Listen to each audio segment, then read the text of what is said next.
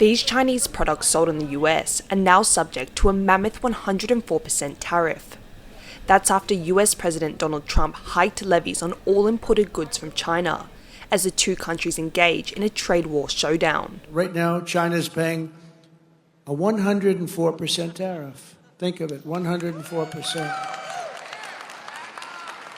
Now, it sounds ridiculous, but they charged us for many items 100%, 125%. Many countries have. They've ripped us off left and right. As part of sweeping global tariffs announced last week, Trump imposed a 34% levy on Beijing, on top of the 20% already applied this year. When China responded with a retaliatory 34% tariff, the US president added an extra 50%.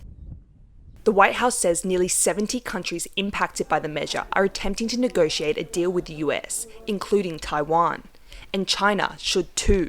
The president believes that she and China want to make a deal, they just don't know how to get that started. And the president also wanted me to tell all of you that if China reaches out to make a deal, he'll be incredibly gracious, but he's going to do what's best for the American people. China claims the US has not showed any willingness for dialogue around these issues. The country has moved to stabilize its domestic market by increasing its holdings in stock market index funds, as it refuses to bow to pressure from the US. 如果美方置两国和国际社会的利益于不顾，执意打关税战、贸易战，中方必将奉陪到底。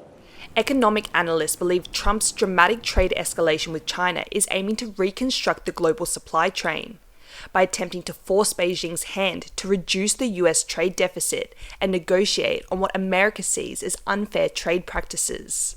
I think right now they really want to get Beijing on the negotiation table that to really discuss how they are going to move forward with the tariff rates and how they are going to address some of the concerns within Washington, the concerns within Beijing.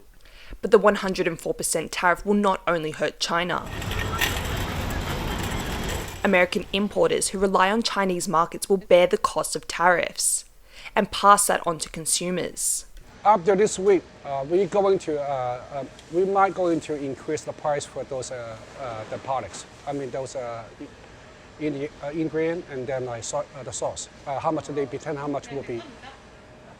How much they're going to increase the price for us?